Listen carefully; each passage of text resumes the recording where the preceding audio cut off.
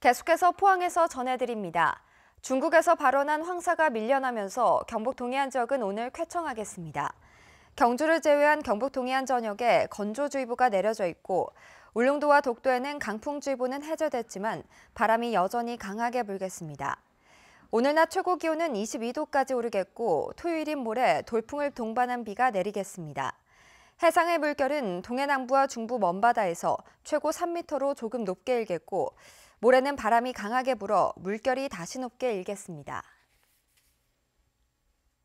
자유한국당 경북도당 공천관리위원회가 울진군수 후보에 임광원 현 군수를 탈락시키고 공천을 신청한 3명으로 경선을 치르기로 했습니다. 경선 후보자는 손병복 전 한울원정 본부장, 장용훈, 황희주 현 도의원입니다. 교체지수 여론조사에서 공천이 배제된 임광원 군수는 오늘 무소속 출마를 선언할 것으로 알려졌습니다.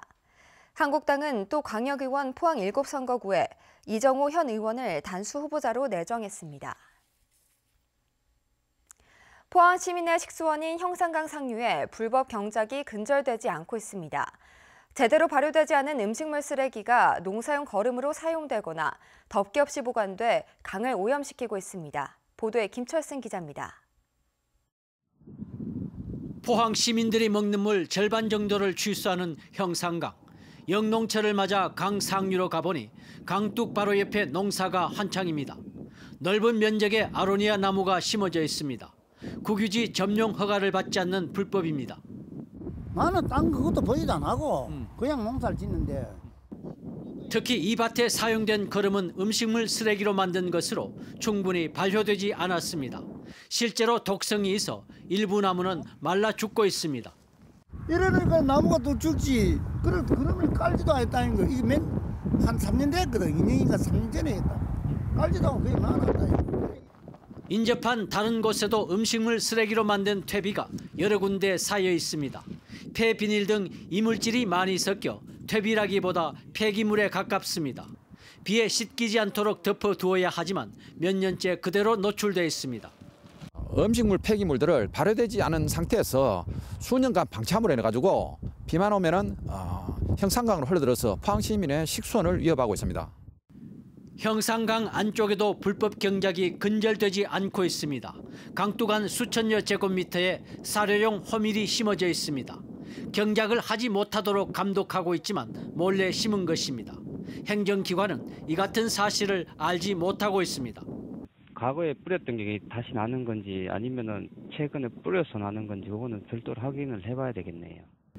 형상 강한 불법 경작은 대부분 사라졌지만 관리 감독의 손길이 미치지 않는 곳에서는 버젓이 이루어져 식수원이 위협받고 있습니다. MBC 뉴스 김철승입니다.